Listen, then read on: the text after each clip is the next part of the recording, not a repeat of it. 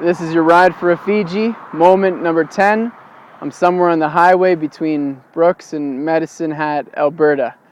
Now, because yesterday's moment was much more than a moment, today's will simply be short and sweet. And now we've been reading through Matthew. I'm going to backtrack a little bit to Matthew chapter 3. See, after John the Baptist baptizes Jesus to fulfill all righteousness, and as his followers, we should follow in Jesus' footsteps. We should also be baptized. After Jesus is baptized, he comes up out of the water, and the heavens, they open up, and a declaration, a heavenly declaration is made to the effect of, "This is my Son, with whom I am well pleased." Now, as we determine in our minds and our souls and our strength, with all our strength, who Jesus is, if this heavenly declaration is not enough for you, the Father God declaring that this is my Son and I am well pleased with him, look to the following chapter, to Matthew chapter 4, because it's not until that heavenly declaration is made, until after that heavenly declaration is made, that Satan comes back to Jesus in the desert and tempts him.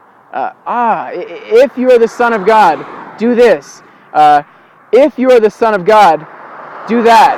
Almost trying to invalidate the declaration that was just made. I would suggest to you that that heavenly declaration that was made to the audience that was gathered around the River Jordan as John the Baptist baptized Jesus, as that declaration was made, I believe that it was just as much news to Satan, to the darkness, as it was to all those people that were gathered to hear it.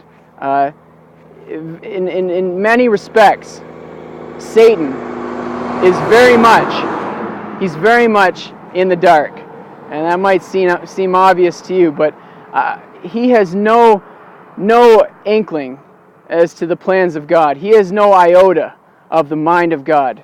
And John 1 confirms this. In the beginning was the Word. The Word was with God, and the Word was God. He was with God in the beginning.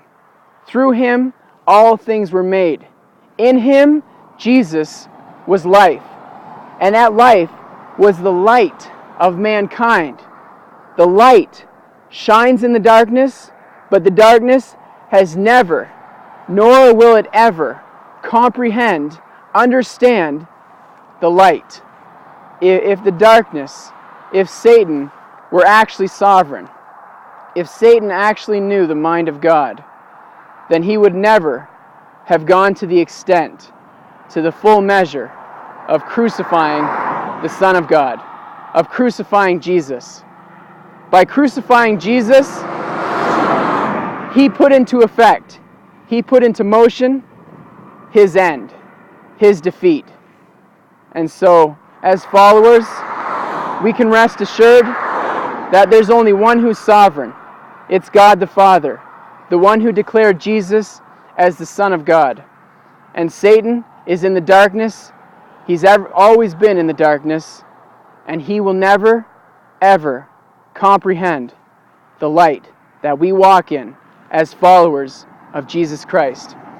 This has been your Ride4Rufiji Moment. I'm Graydon Baker.